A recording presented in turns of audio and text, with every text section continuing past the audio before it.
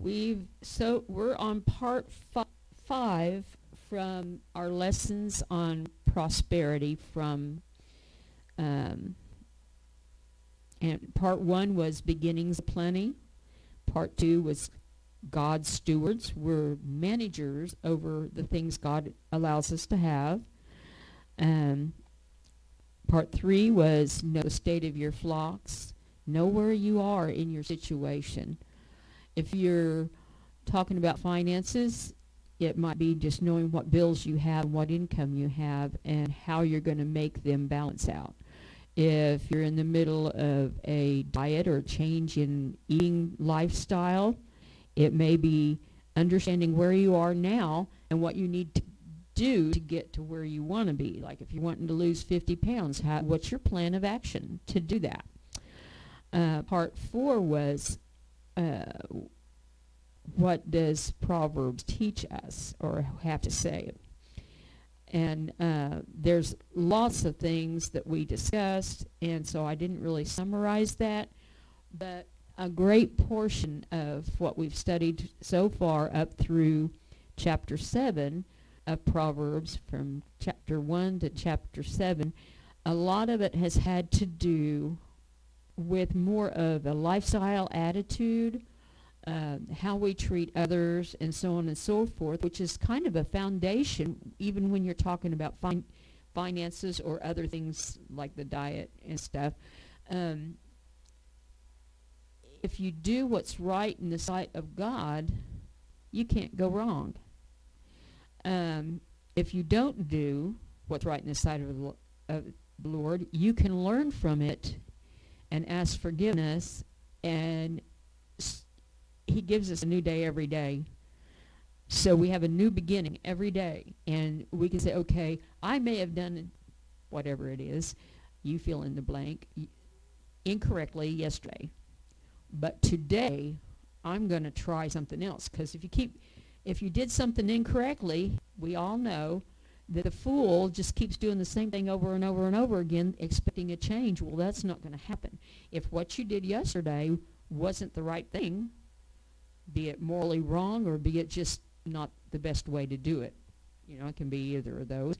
The only way it's going to be different and have a chance to do it right is by changing our thinking and say, okay, let's try another way.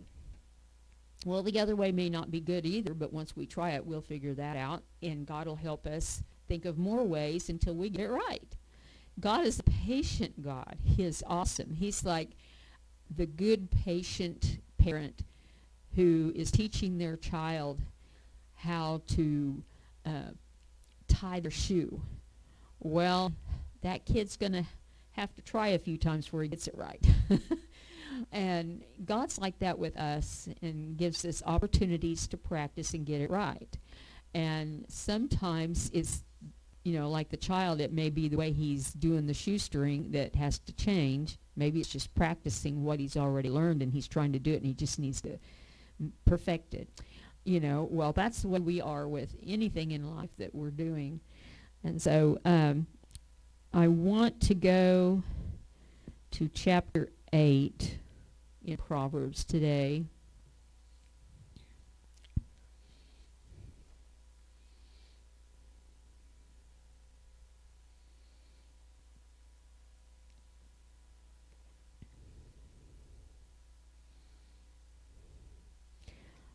I guess we could say part 4, it was correction of errors, if you want a summary of it.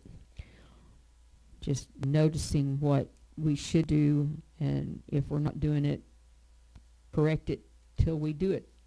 But on 8, I've got here wisdom and understanding, prudence, common sense to life. Prudence in your life as needed. So that applies to finances in every area of our life. And let's see here. Where did I want to start here? I was trying not to read the whole book of Proverbs because I was trying to focus more on finances, and there's a lot of good stuff in here. We could do a study on wisdom. We could do, on integrity, even though I kind of switched to wisdom and integrity somewhat because they're intertwined with dealing with our finances or the blessings that God has blessed us with. It might not be finances. It might be you have a car and a house, and maybe you have some pets or something, or some people that live with you that you're responsible for, or maybe it's just the stuff that you have in your house you're responsible for. But doing right by them requires having wisdom to do right, and knowledge, and moral understanding, and some common sense, and all that. And if you're lacking in one of the areas, you can always ask God to help you, and He will. So,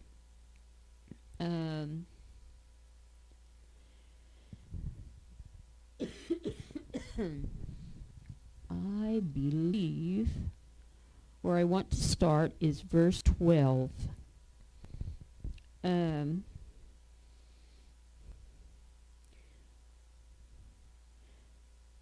Reva, would you like to read verse 12? Yeah. I've got it underlined in my Bible. Oh, awesome. I will dwell with prudence and find out knowledge of witty inventions. And that's all in that verse. You want to go ahead with others? Just 12, and we'll talk about 12. Okay. I'll say what I'm thinking, and then if someone else has something to add, just go at it. So it's talking about prudence. Now,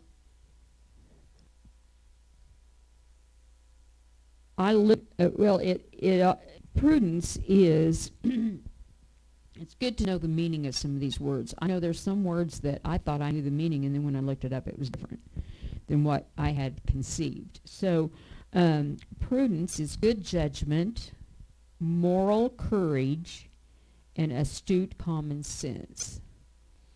It's amazing to me how many people, I'm sure God gave them common sense, but they don't use it.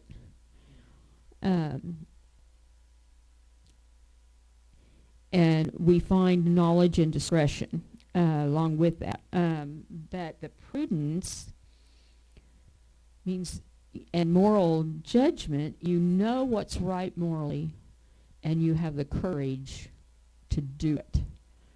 Because sometimes, like I heard a lady one time tell how her boss was asking her to do something that in essence was stealing. And she struggled with it because she knew if she didn't do what the boss said, she could lose her job. He's the one that had the power to hire and fire. But she knew that between her and God, because really, even though we're working for a man at a job, we're really working for God, who made it possible for us to have that job. So God was her utmost boss, so she figured, well, I'm going to go ahead and do what's right. If I lose my job, God will lead me to another one. And so she went on ahead and she told her boss, I normally like to do what you tell me to do, but in this case, it's wrong, and I cannot do this. And he kind of frowned at her and sent her back to work. But she was surprised he didn't immediately fire her. Later on in the day, he told her thank you for having the courage to stand up for the right thing to do. And then later on, throughout the time she was at that job, she had several promotions, and every one of them was to an area that she really didn't have training in. But she did well because she put forth her best effort and learned about it and stuff. But she had found favor in her boss's eyes because she had high integrity and she was courageous enough to do what was right. And so it could have turned out different. He could have been a really evil man and fired her because she wouldn't do the wrong thing that he asked her to. but she was trusting God that if she did the right thing, no matter how it went, it would be okay. Everything would be okay. God would take care of it. She just needed to trust God. And sometimes when we're faced with stuff like that, it's really hard to make the right decision in our human body and its way of thinking, because we know we're under control somewhat to a certain degrees in certain situations. Like at work, we're under control of the person who's in authority over us. And if it's a bad person, well, they may ask us to do things we shouldn't do. And so to take a stand and say, I'm sorry, I can't do that, we can say that without ranting and raving, kind of a matter-of-fact statement in our tone of voice, and God will bless us for it one way or another, regardless of what that other person does. But it's kind of scary sometimes, because when somebody in authority over us tells us to do things their way, they have control over the consequences. And, of course, God has control over them, but they're not recognizing that. So, anyway.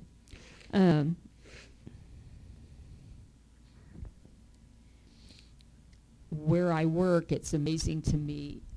You can say, well, sometimes it's lack of knowledge, but sometimes it's just lack of common sense. When people are putting up for aid, especially the new ones, well, there is a little bit of teaching goes with that maybe they didn't get. So you try to be understanding and forgiving if they put something in the wrong place. But when label says it's cat food and you're putting dog food in that spot where it says it's for cat food, it's like, duh. Don't you know the difference between a cat and a dog? Give me a break. The shelf holds 6 cans and you put 6 cans of the wrong kind of food there.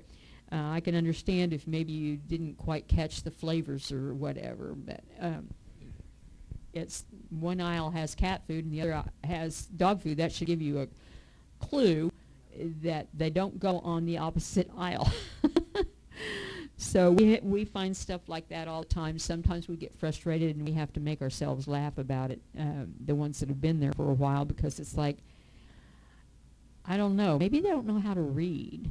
We'll say things like that and just chuckle, or I don't know. We just kind of try to make a joke out of it, because otherwise we get so frustrated, because we have to fix it. If it's in the wrong place, we have to fix it if we're the one that notices it. So, all right, Dave, would you like to read 13? Or did you have a comment on 12?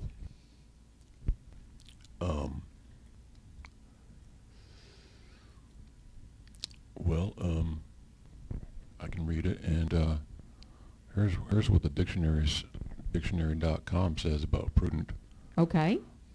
The quality or fact of being prudent or wise in practical affairs, as by providing for the future, caution with regard to practical matters, discretion, regard for one's own interests, provident care in the management of resources, economy, frugality.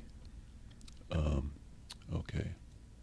That was very good. I heard one person say it this way: it's doing today what you'll be happy with tomorrow.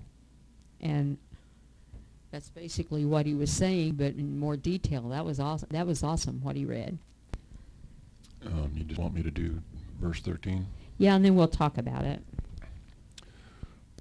The fear of the Lord is to hate evil, pride, and arrogance, and the evil way, and the forward mouth do I hate.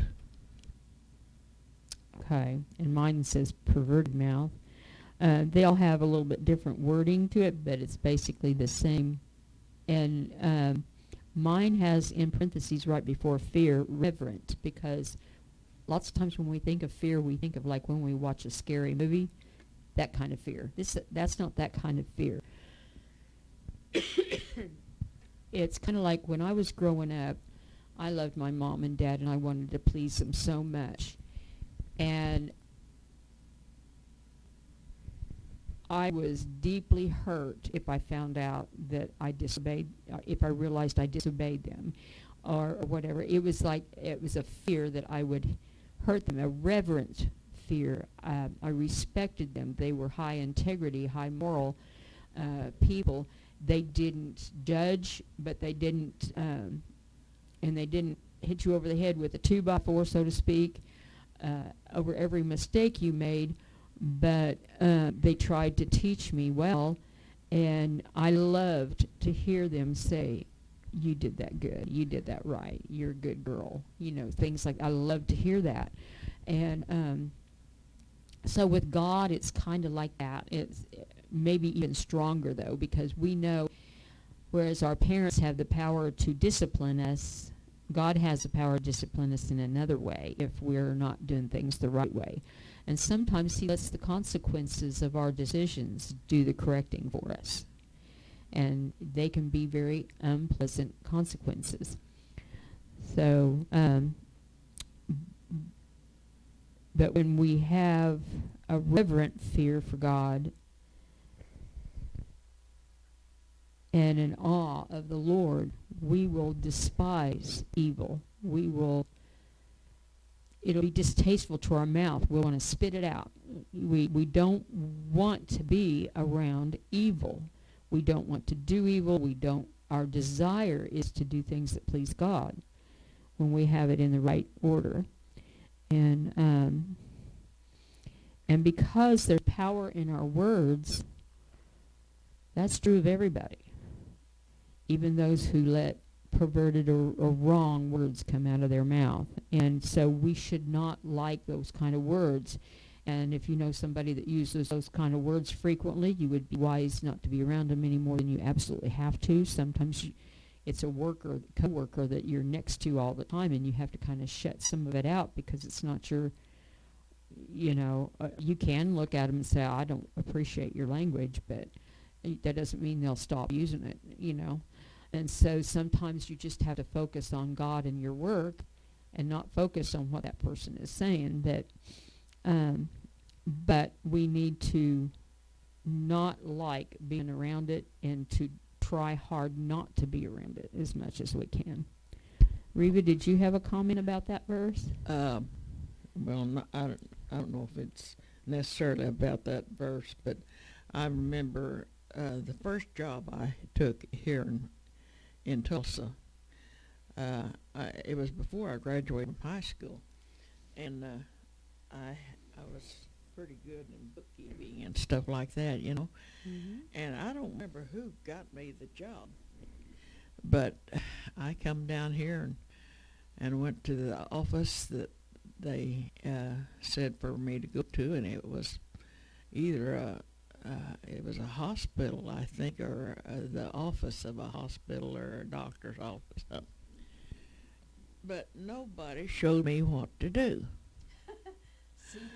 And I could kept their books and keep it straight and stuff like that, but nobody showed me what I should do, And they just expected me. I was only 16 years old, I think, at the time, because I had made the grades in half a year when I first started school, and so I was only 17 whenever I graduated from high school. And so I hadn't had any experience working in anybody's office before, and I didn't know what to go ahead and do, and nobody came in there and showed me. And so I was only there about a week, and I don't remember if they paid me or not, but I wasn't ready to come to Tulsa and work anyway. I didn't really like the fact that I was away from home. I'd rather go milk cows than to, and do all the things on the farm rather than come down here. And I could have kept their books if it showed me what to do and how to do it and where to put things and all that sort of thing, But like I said, I was just down here about a week, and and I went back home. But I can understand that. I have witnessed many people quit their job because they were thrown in, like sometimes people will say that they got thrown into water and it was sink or swim, and they got thrown into their job like that. And that's conducting a business. When you're doing it the right way, you are to teach people how you want it done. And when they don't do that, especially if they get mad at you for not doing it the way they want it, but they never told you how they wanted it, that's just not right. It's just not fair. It's out of balance, and it's not pleasing to God. So, did you have anything else you wanted to comment about on what we've read so far, Mr. Dave? right now. Verse 13, the King James, I like how it says, the fear of the Lord is to hate evil.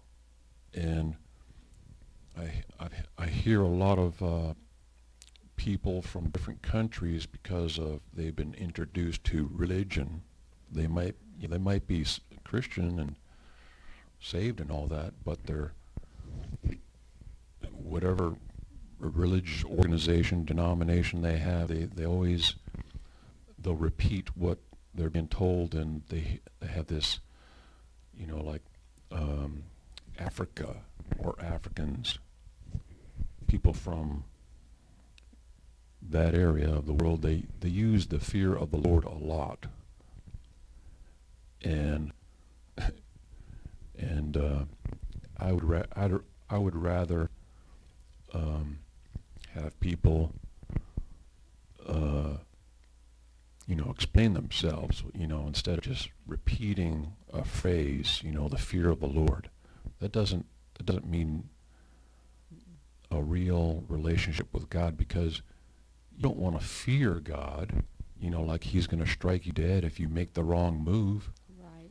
Or, if you don't know, if you haven't read all the Bible and you don't know about a certain area of the Bible that you're not supposed to do or are supposed to do, and then you're supposed to fear God, and then he's going to strike you down or cause something to happen to you. That that mentality doesn't work too good, and so I would, when I would have to say, like, if God wants people to love him, then they got to know the love of God for them first, and it's not about punishing you. It's not about striking you dead, if you do something wrong. And so there's everybody gets this idea that they better do all this religious formality kind of stuff, or else they're going to get it. They're not going to make it to heaven and stuff. So when it says the fear of the Lord is to hate evil, well, that's more plain. Yes. Because if you get to the root of the problem, if you don't hate evil, how can you love God? Right. How can you love your neighbor if you hate them?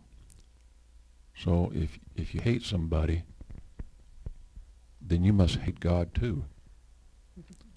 So hating evil is not hating people, it's hating the things that they do that are not right.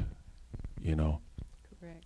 Like it says here, pride and arrogancy and the evil way and the forward mouth do I hate.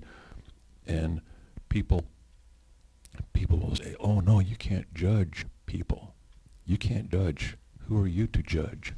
And judgment will come back on you and all this kind of stuff. No, I'm not I don't want to judge people. I'm just not agreeing with the things they do. I don't love rape, murder, pillaging, lying, and all that kind of stuff. if you agree with those things, then you're going against God's ways. And so judgment is about saying no to these things. Not that you hate people, and people use that excuse. Oh, you can't judge. Oh, yes, you can. If you go along with it, then you are partakers of that. And even in the natural criminal law says if you're involved with something, you know that person, or you drove some person to rob the bank. Well, you're I forget the word that it's, you're related to the whole scenario, and Guilty by yeah, association. yeah, I mean, if you have family members that are dealing drugs in your house, well, you're a part of it, even though you have no clue. And so once you're aware of it, you need to get they need Yeah. to get rid of the drugs, or they need to leave.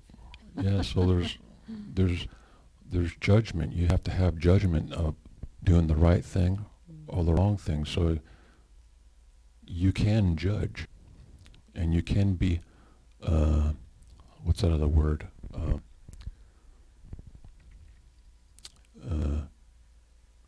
Well, anyways, You can discern evil from good and avoid the evil. Like you said, if they're in your home or something, and you can give them a choice: clean up your act, or you're out of here. yeah, I mean, it's better to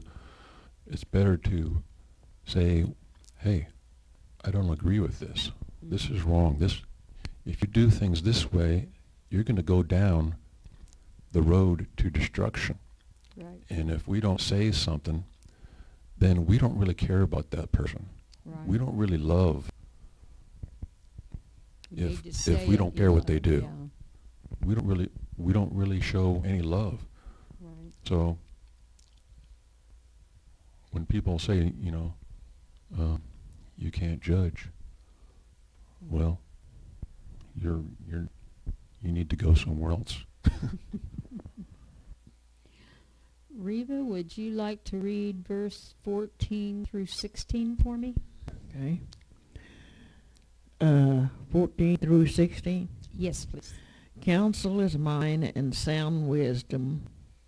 I am understanding, and I have strength. By me kings reign, and princes decree justice. By me princes rule, and nobles, even all the judges of the earth.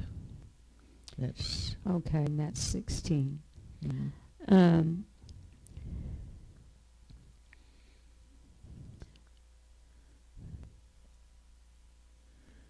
By me. So we're learning that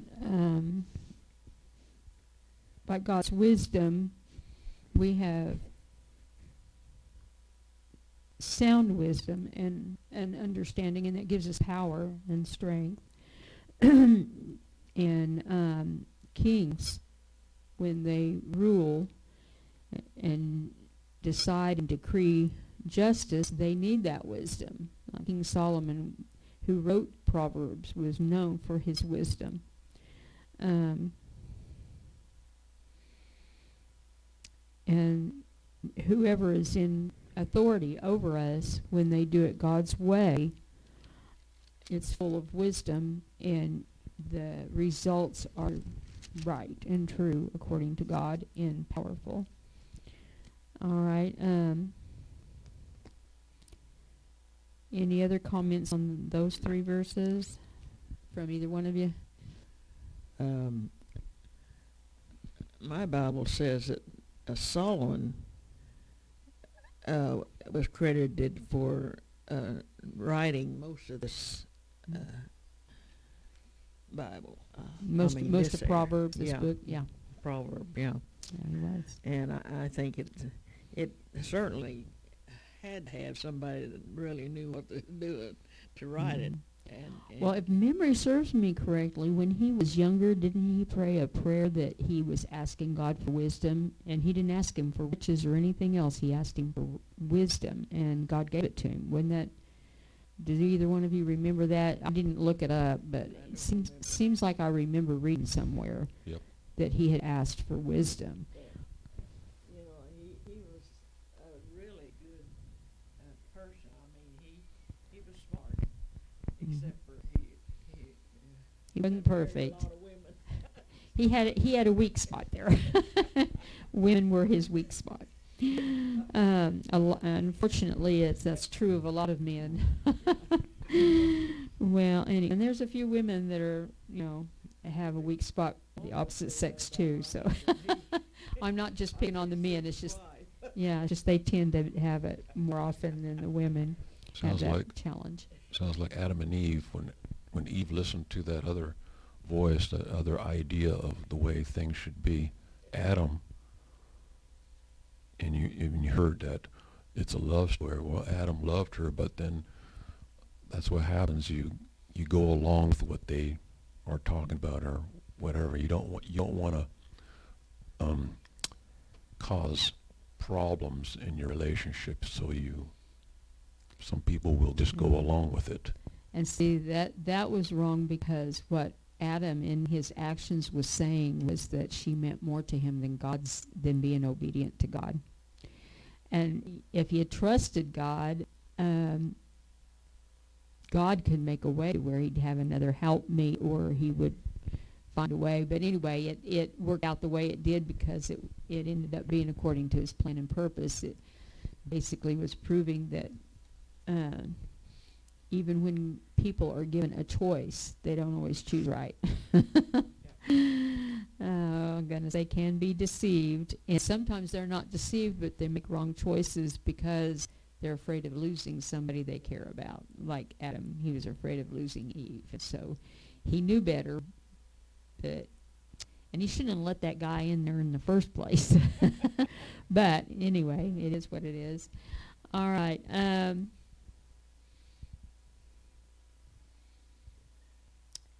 Dave, would you like to read verse 17 and 18? Okay. This is King James Version, verse 17. I love them that love me, and those that seek me early shall find me. Verse 18. Riches and honor are with me, yea, durable riches and righteousness. Did you say 19? 17, yeah, 18. go on ahead and read 19. My fruit is better than gold, yea, than fine gold, and my revenue than choice silver. So revenue here isn't really talking about money, although he's using that as kind of a symbol. It's kind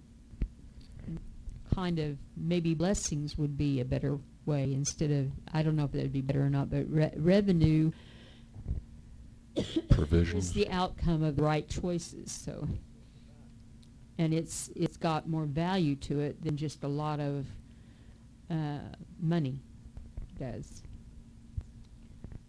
Do either one of you have more comments to make on that? Just think about what revenue means. It means a lot of things.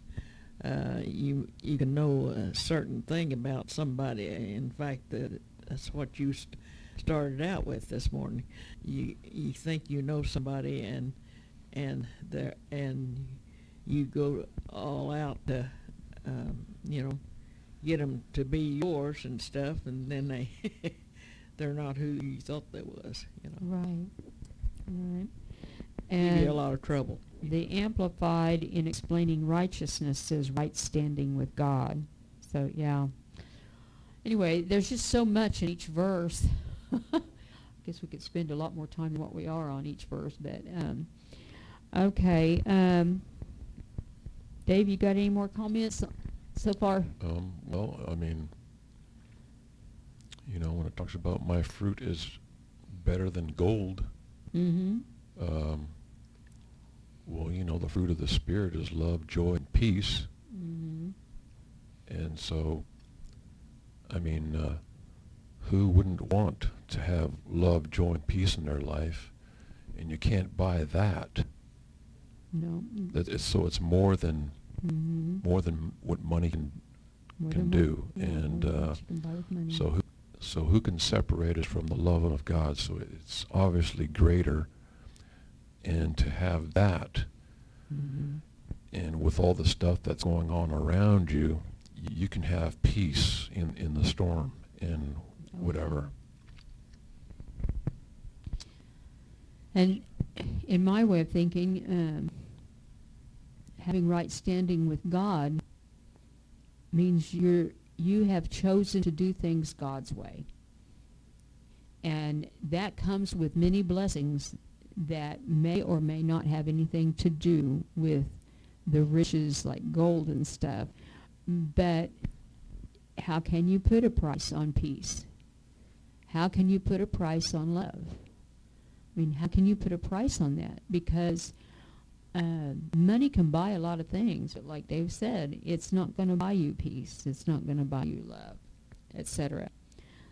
So I'm thinking about our guys that's running for president and our president himself. Mm-hmm. He used to have a lot of ladies around and stuff like that, and partied and stuff. And I don't know how many times he's been married, but this little gal that he's married to now, she's a Christian, and she's had I think God put her in his life to help straighten him out, And that other guy that's spending all the money trying to buy his way, I didn't even know who he was, but he acts as green as...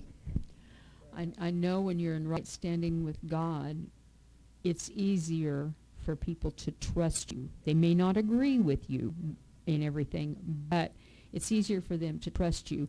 And trust and integrity are hard, and peace and love are all hard to come by. And so once you have it, you need to protect it.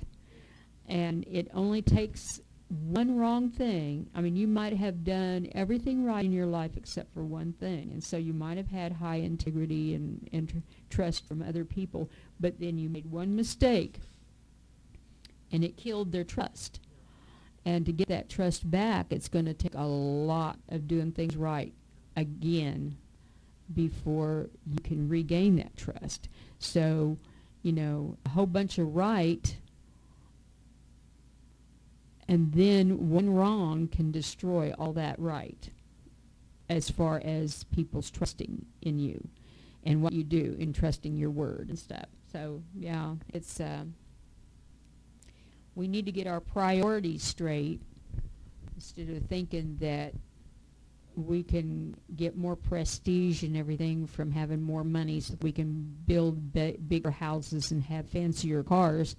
We need to be someone people can count on, somebody can trust us. That is more valuable than making a big show of all the things we can buy with money.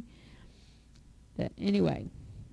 All right, I'm going to go on ahead and read 20 and 21. I, wisdom, continuously walk in the ways of righteousness, in the midst of the paths of justice. 21, this is amplified. That I may cause those who love me to inherit wealth and true riches, and that I may fill their treasuries. So... when people truly love other people, just like when they truly love God, they're going to do things that keep them in right standing with the person that they love. They're going to do things not to gain the love, but because they love him, they want to please. They want to please. And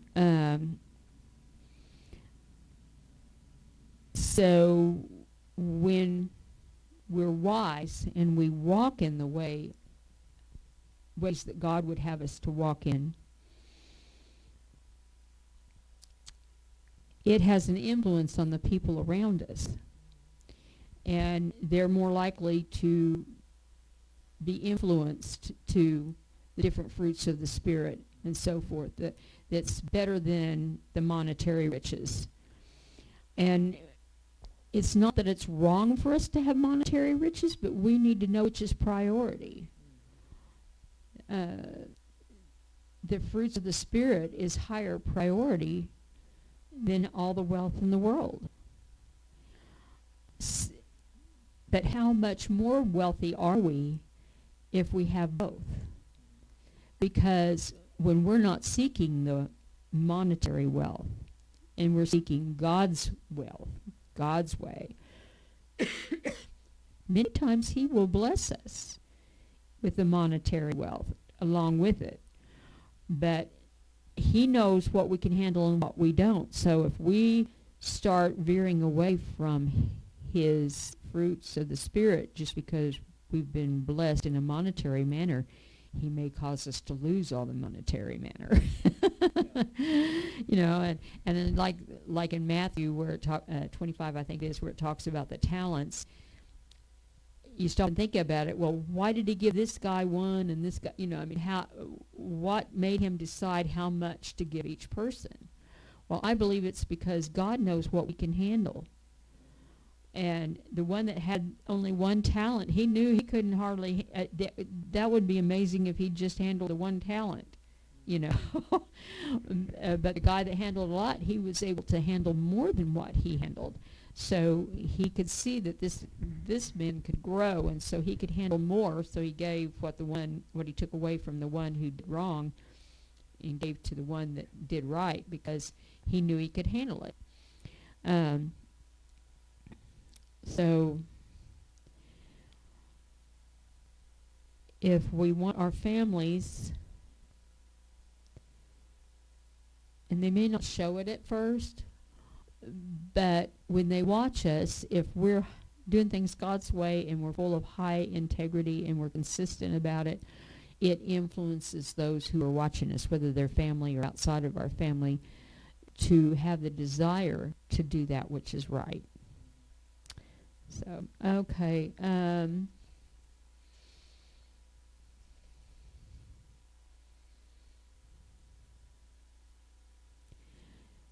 You know, and I think we need to thank God when he gives us common sense, which I've got here, ability to accurately assess a situation or people and turn it to one's advantage. That is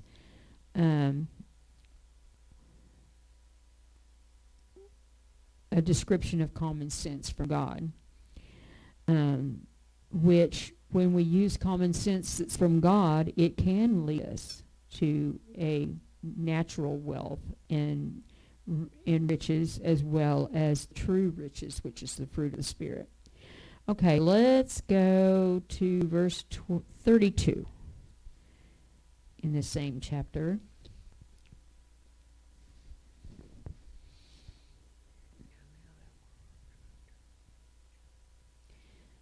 All right, I'm going to read 32 and then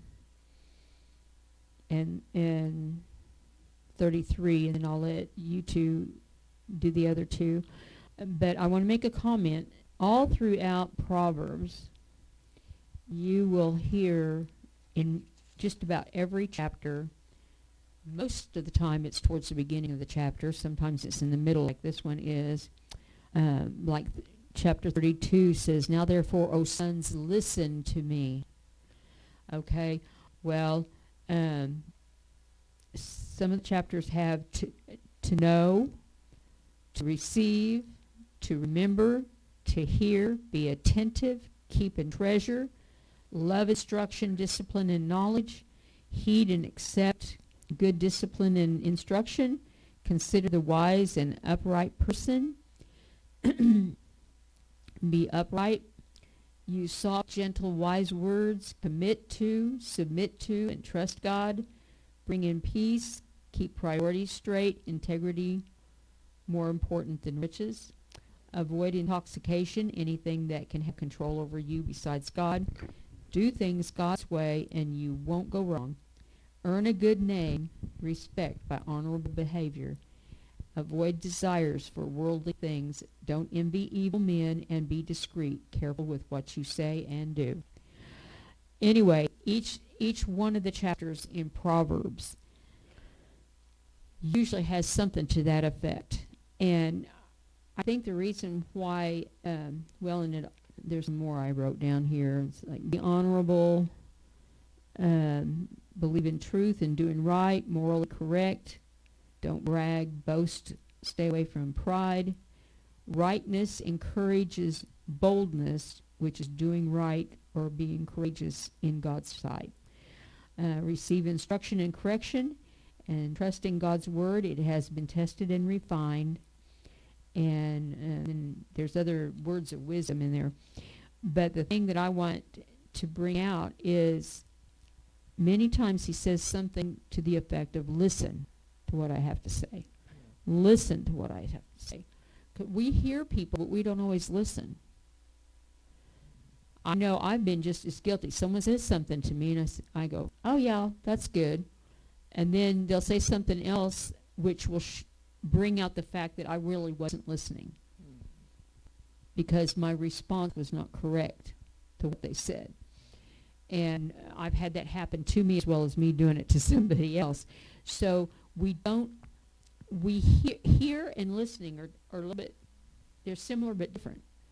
We need to hear people, but listening really ponders and considers what's being said and acts upon it one way or another.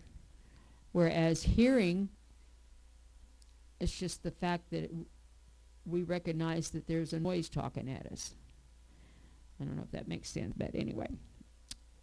So 32 says, now therefore, O sons, listen to me, for blessed, happy, prosperous, to be admired are they who keep my ways. Verse 33 says, heed, pay attention to instruction, and be wise, and do not ignore or neglect it.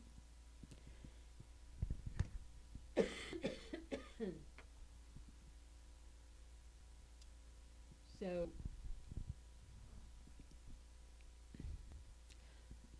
some people have the misconception that if they do things God's way, that they are hindered from the freedom of doing what they want to do. What they don't realize is that God loves them. That's why it's important to realize how much God loves them. Because God loves them so much that anything and everything he asks any of us to do is for your good and the good of others. Amen. And it may not be pleasant. He didn't say it would be pleasant always. But it'll be for the good.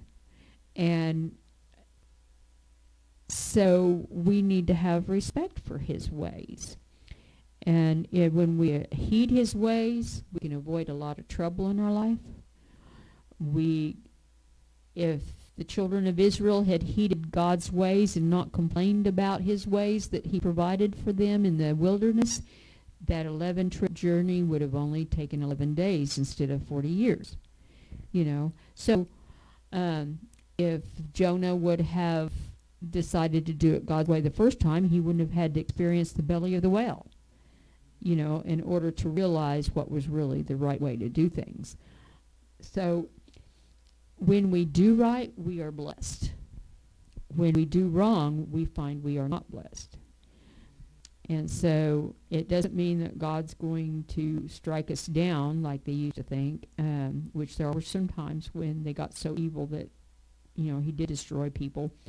But we live in the day of grace and mercy and God's love and forgiveness through his son, Jesus Christ. And if we accept him, he sees us through the blood of his son. He doesn't, which covers up the sin, but that's not an excuse to sin. That's a reason not to sin. And people misunderstand that a lot.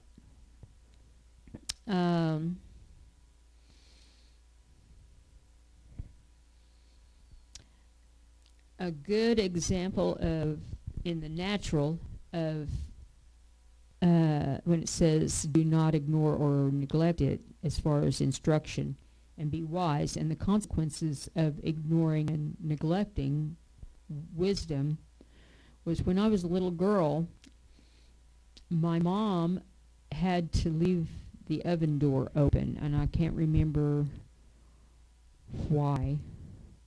But she had been baking something, and she she probably opened it long enough to take whatever she had in the oven out, because I didn't remember that part. I just remember that she told me, she said, "Do not touch this door because it is hot and it will burn you and hurt you." Well, I ignored and neglected her wise instructions, and I put both hands down on that door and burnt my hands. Now, that's the natural, but in the spiritual, when we don't heed the advice we are giving, a lot worse happens than just burning your hands. Anyway, okay. Reva, would you like to read verse 34? Okay. Blessed is the man that heareth me, watching daily at my gates, waiting at the post of my doors. You know, the word wisdom has a lot of words that it means. And this whole book is called about wisdom in every chapter somewhere along the line. There's lots of aspects to it, doesn't it? Think about wisdom. Hold the mic up. That covers about everything, that the way you should act and the way you should think, especially if you know God. Mm-hmm. And that's what God's trying to teach us, to learn wisdom. Mm-hmm. And so I'm thankful for that. I am too, and I like to read it often because nearly every time I read it, I understand something more that I didn't understand the first time. Yeah. And the more we understand, and the more we learn to apply what we understand, the better our lives will be. Yeah. I've had people, even though they knew that I love the Lord and I serve the Lord, they still think I should go out and do some wild things with them or something, or go to an ugly movie. Well, I'm not even content about a lot of. I never did ever get to see very many movies, and I don't want to see very many movies. I don't enjoy it when they stick some of that stuff in there. Yeah. I don't enjoy the movie at all. I used to read a lot of books, and I still find one every once in a while that I want to read, but they're just somebody's story, and they're not always true, but that's right. I've always liked to read, and like I said, we live so far out in the country, we never got to go into town and watch movies and stuff like that, and so we had to find our own ways of playing and stuff like that, Entertainment, so. Yeah. I remember they told on my oldest brother, Vernon, he got to running around with some guys, and they'd go into town, and of course men, when they get together, they start drinking beer and all that kind of stuff. And Vernon knew that was a no-no in our family, but he went out with his buddies, and some of them was his cousins, his age, stuff, and or married to one of his cousins or somebody like that, and he got it was in the winter time, and he got drunk, and they was traveling in a pickup truck, and him and another boy got drunk, and they couldn't all sit in the pickup, and he like froze to death trying to get him home, and he didn't want them to take him home. So he went because he didn't want the folks to know that he had been drinking and got drunk, you know. So he had them take him over to his Uncle Orville Hal, which is one of Mama's brothers. and as far as I know, us kids knew this, but I don't know if Mom and Papa ever found out about having a drunken spell. But that was a lesson to him never to do it again. Right. Well, it's good he learned a lesson off of it. Brother Dave, you want to read verse 35 and 36? For whoso findeth me findeth life, and shall obtain favor of the Lord. But he that sinneth against me wrongeth his own soul. All they that hate me love death. Do you have a comment about what you just read? Let me see. Well, I guess it,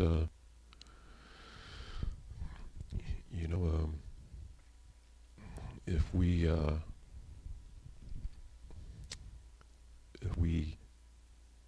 want to find God,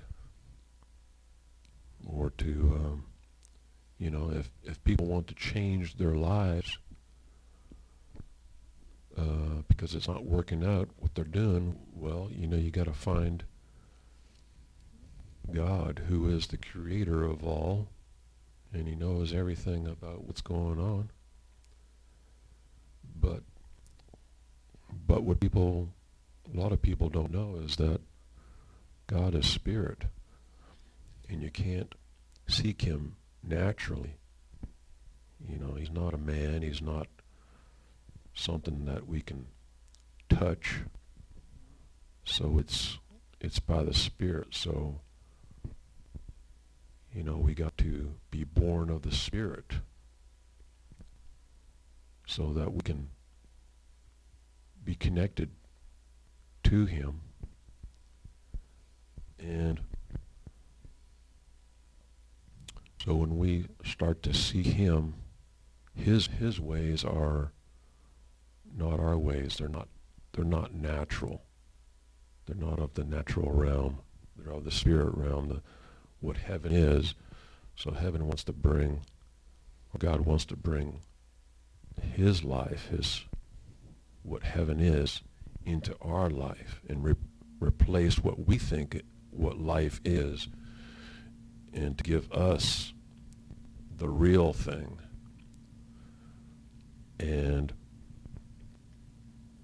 it's, his ways are greater than our ways, and the natural mind of man wants the opposite. It's like if you're working for your boss, if the boss doesn't treat you fairly or treat you like a human working for him, and is treating you like a robot or just another number, is not treating you right, well your performance isn't going to be good. You'll probably can't wait to leave, or go somewhere else, or whatever. So your employer, if he wants a good performance, or he wants some quality people, he's going to have to treat them right. True. And same thing with the husband. If the husband doesn't treat the wife right, then the wife isn't gonna want to do anything for the husband. Like the word says, for the husbands to love their wives. It didn't say for wives to love the husband. So if the husband loves his wife, then the wife is going to love him back even more. It's like, that's just the way things go. That's the nature of God. If governments would treat their people right, and instead of raising taxes, that's, raising taxes is punishing people. So if they can't pay their taxes, nothing's going to work out, So the right thing to do is to lower people's taxes. If you're wanting to provide finances for the country to do things, yeah, you can have taxes, but at a reasonable amount. Then people are able to give out of, from what they're earning and what they're making and all that. So more taxes is the opposite, and that's what the criminal element want. They're greedy, so they want more. So if they raise more taxes, they think they're going to bring in more, but it has an opposite effect. True. And so, but then there's that other scripture, but he that sinneth against me wrongeth his own soul. All they that hate me love death. So without the love of God and the way he thinks, our own thinking is the opposite of his thinking. So, corruption, greed, all that, it brings, there's no life. It brings death, and it brings it causes the opposite. So, that's it. Did you have anything to say about it, Reba? No? Yeah, the thing that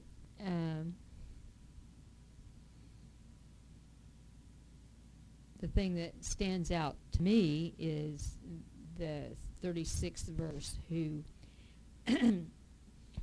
so many times people will think they're getting back at somebody, but really they're hurting themselves. It's like forgiveness. They'll say, well, so-and-so did such and such to me, and he doesn't deserve any forgiveness. Well, it's not about whether he deserves it or not. To be honest with you, forgiving is more to do with the person who is doing the forgiving than the one who is forgiven, because it does them good.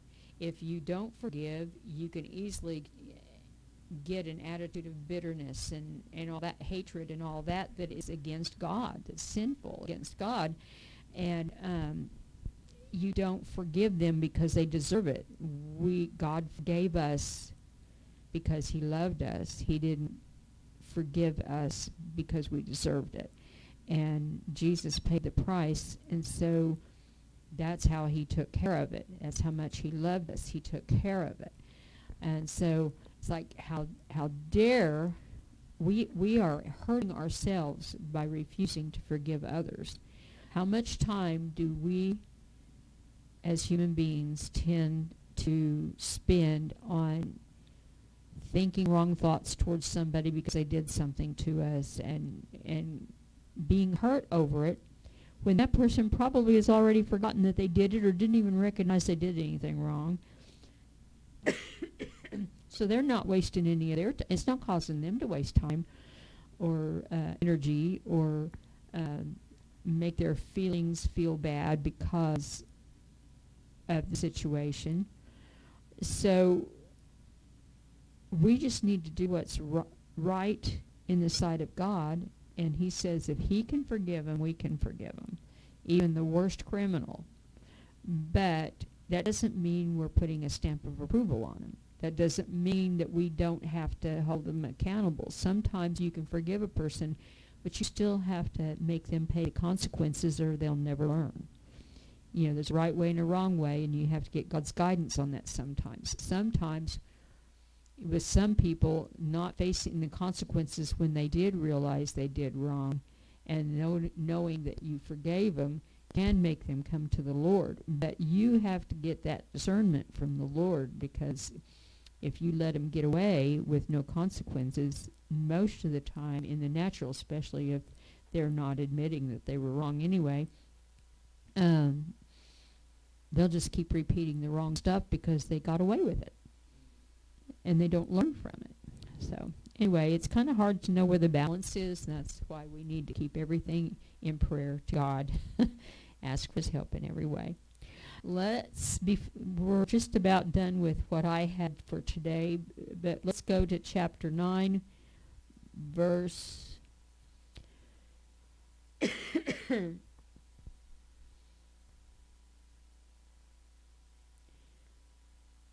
let's go to verse 8. In the first part of verse 8, it talks about, when you try to do, well, I'll just go ahead and read it. Do not correct a scoffer who foolishly ridicules and takes no responsibility for her error, or he will hate you. That's the first part of it. And I've known people like that. They are the type of people usually who they never do anything wrong. It's always somebody else's fault. Even when they're wrong, they're right. Somebody else, like, whatever you did made me hit you. Or whatever you said made me hit you. Made me hit you. It's not, I was wrong to hit you no matter what. It's what you did or what you said, or you looked at me cross-eyed, or you laughed when I didn't think it was funny. And so I hit you. I had a good reason to hit you, No. And you can try to correct them all you want, and they're going to take the stand that they were right and you're wrong and you're the guilty one and you are the one that deserves punishment. Or maybe they lost the car keys. If you're married to somebody who every time they lose their car keys, they blame you for losing their car keys, then when they find it where they left it, they don't say, I'm sorry. Oh, I found my car keys. There's something wrong with that picture. That is a person who is a scoffer, and he doesn't take responsibility, he or she, for their own action. And the second part of verse 8 in chapter 9 in the Amplified says, correct a wise man who learns from his error, and he will love you. Wise people appreciate. They may not like the feeling, because we know we don't like to admit we're wrong, but they will admit that they're wrong when confronted with a mistake. And a wise man will learn from it and take correction so that he won't do it again, and he'll appreciate the fact that you brought it to his attention, because maybe he did something wrong, he or she, and didn't realize that they crossed a line and did the wrong thing in whatever circumstance it was. So they will appreciate you and have greater respect for you and more of a love towards you because you loved them enough to bring it to their attention in the right manner.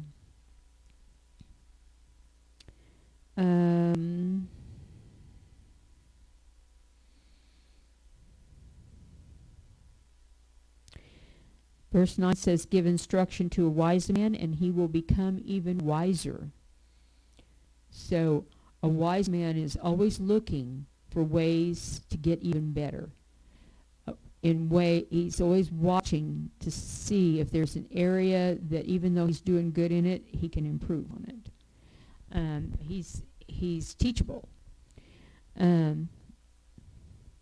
Teach a righteous man, and he will increase his learning. He won't be rejected. And I've worked with some people that you try to show them a better way, and, oh, no, I already know how to do that. And then they go and do it their way anyway, when the way that you're trying to teach them is the way the boss really wants it done, or the way that would have better results or whatever.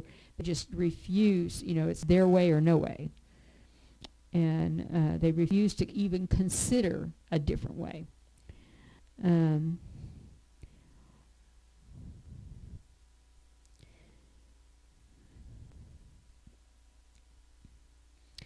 All right, Reva, would you read verse 10, and then I'll let Dave read 11 and 12, Okay. and we'll close for the day. The fear of the Lord is the beginning of wisdom, and the knowledge of the holy is understanding. Do you want to expound on that any?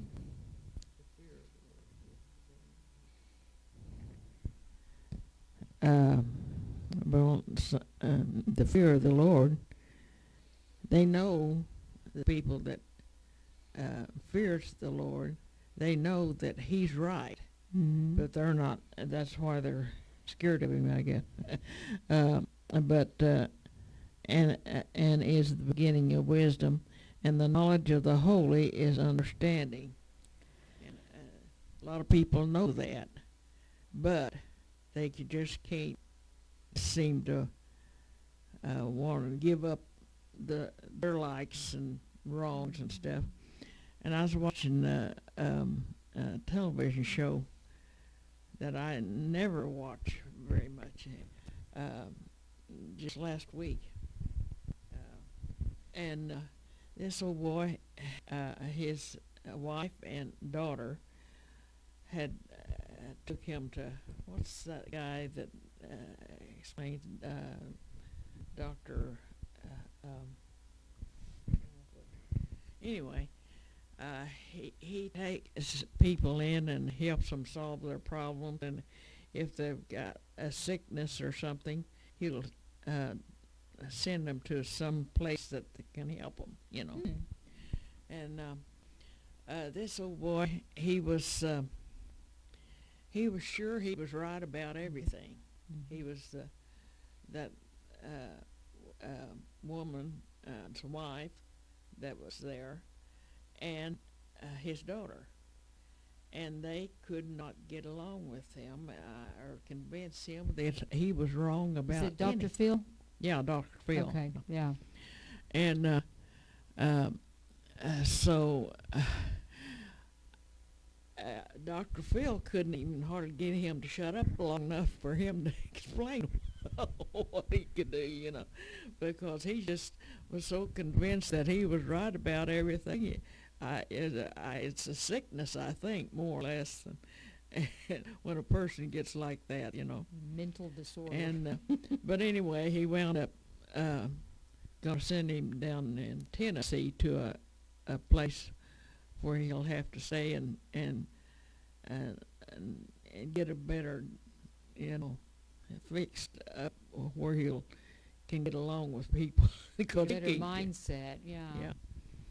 And I thought, one of all the things that I hadn't watched him in a long time, Dr. Phil, but he always gets some of the weirdest things, you know, that people come in with and stuff. And I didn't think I'd ever heard of anybody that was as bad as this old boy's thinking he was right. And he was just, I just couldn't hardly believe it that he wouldn't shut up to hear anybody talk. No, he wouldn't listen. He wouldn't listen. Dave, did you have any comment on that? No. No? All right. Can I get you to read verse 11 and 12 for me, please? King James Version says, "For by me thy days shall be multiplied, and the years of thy life shall be increased." Verse 12, "If thou be wise, thou shalt be wise for thyself, but if thou scornest, thou alone shalt bear it."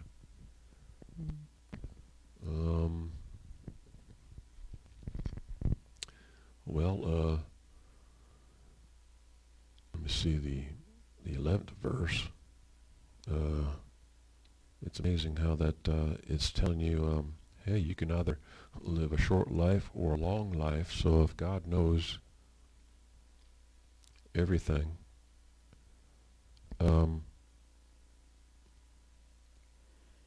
how does He know you're going to have a short life or a long life? But then He gives you a choice. You can either, do either way. Go in one direction or another. So it's not that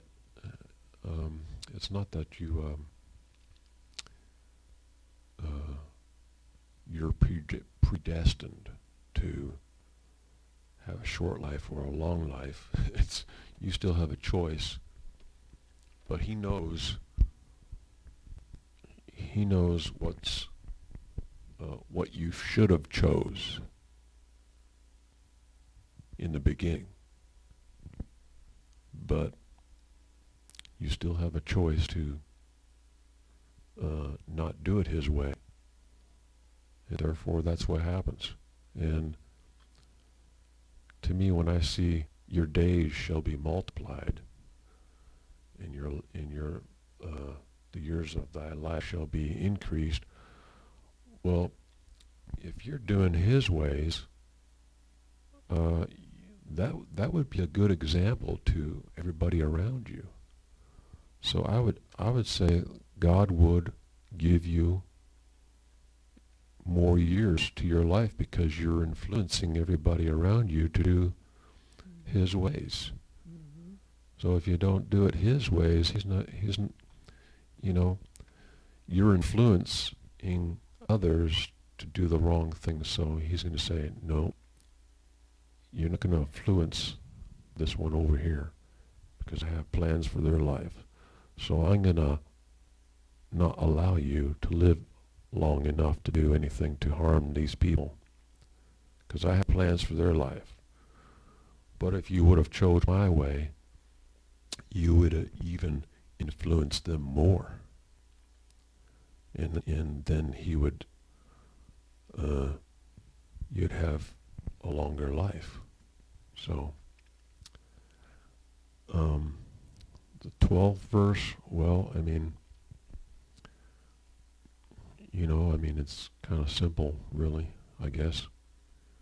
If thou be wise, thou shalt be wise for thyself. Well, that's good. Mm-hmm. But if thou scornest, thou alone shalt bear it. Well, who wants to be around someone that's gonna scorn? Everybody wants to be around people that are happy, laughing, having fun. Of course, if you're going to be miserable talking about other people, you're going to be by yourself. The end results are, yourself in a corner. So if you be wise about some things, well, you're making decisions that'll help you, but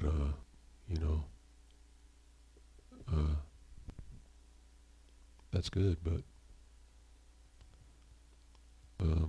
okay, that's it. Okay. Eva, did you have any comments you want to make on that? I just want to say an example in the natural comes to my mind that I heard one time,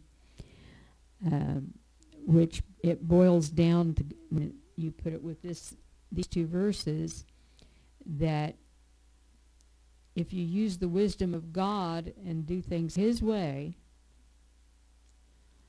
it will make things go well for you, more so, But if you choose not to do it God's way, it might be like this example that I'm going to get. All right, you maybe, if you had made better choices, would get to live a long life. But if you go and step out in front of a speeding freight train, the chances of you having a long life have been shortened immediately. And so some of the decisions we make are like stepping out in front of a speeding freight train, because they change. Like, for instance, when you were talking about your brother drinking, it's by the grace of God that while they were drinking and driving and doing stuff, that they didn't get in an accident and somebody get killed. It was just by the grace of God. But that's like, when you know better than to do something and you do it anyway, that's like standing in front of that speeding freight train and expecting God to rescue you. He may or may not. He's got his reasons for it. But you're asking for major trouble. Major. You may get to live, but you may be a quadriplegic for the rest of your life, or just alive because some machine's keeping you alive, or whatever, you know. So anyway, when God has standards and things for us to live by, it's for our own good. And when we follow them, we prosper. And that's natural spiritually in every way. When we do it God's way, we prosper. When we don't do it God's way, we are injuring ourselves. We might as well say we're sort of committing a spiritual, physical, or whatever suicide. Because when we're not doing it God's way, we're not doing it in a way that benefits us. It destroys us. And Satan is just as happy as can be because he goes roaming to and from the earth to see who he can deceive and destroy. He loves to get us to have the misconception about something so we will make wrong decisions. And that's why we need to constantly be praying for God to help us make right decisions and wise decisions according to God's word. And so, anyway, God bless you. I love Proverbs. It's one of my favorite books. And Lord willing, unless he changes my mind, our part 6 will be starting with Proverbs chapter 10. And it's taking longer to go through this than I thought, because when God placed it on my heart to do some lessons in regards to our finances, from Proverbs, I thought, oh, well, I'll just run through there real quick, and anything that has to do with money and wealth and increase and stuff like that, and we'll go over that. Well, it wasn't that simple, because there's things tied to that, like doing things God's way, having high integrity, being somebody you can count on. All of these things, like if you want to have a business, I'm just going to give you an example.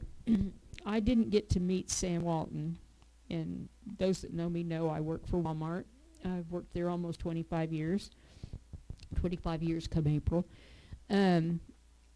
I didn't get to meet him, but he was still alive when I first started, and so I got taught the principles that he had set up for his company.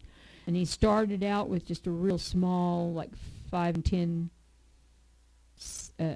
dime store type thing. And God prospered him because even if he doesn't say anything about the Bible, when you read what his concepts are, they line up with the Word of God. And to summarize it, he wanted his employees to treat others like they wanted to be treated. Like it says in the Bible, do unto others as you would have done unto yourself. And he tried to have every concept of his business along that line. Here was a rich man who God prospered because of that concept, and he's got stores in all different kinds of countries. He's no longer alive, and it went to his kids, and things are a little different now. But the reason why they're wealthy is because their father did it God's way. And there was one other thing I wanted to say, and it's eluding me. Anyway, when you do things God's way, it causes you to prosper in any way. Oh, I know what it was. Here's a man who had bukus of money coming in, and I've seen the house he lived in. It was about the same size as what I would consider nowadays a middle-class home, like a $200,000 home maybe. And he could have had a mansion, but he wasn't greedy. He set up to where every one of his stores was expected to help others in the community in some way or fashion. And through his stores, he donated a lot to the needy, the poor.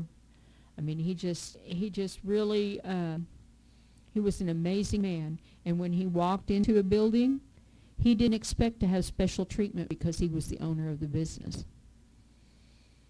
And when you tried to give him special treatment, those that I knew that had witnessed this told me, they said, he would say, no, that person was here first. You wait on them first. Then you talk to me about what I want. And so he practiced, not just in word, but in deed, and in the way he conducted his business. He practiced doing unto others as he would have them do unto you.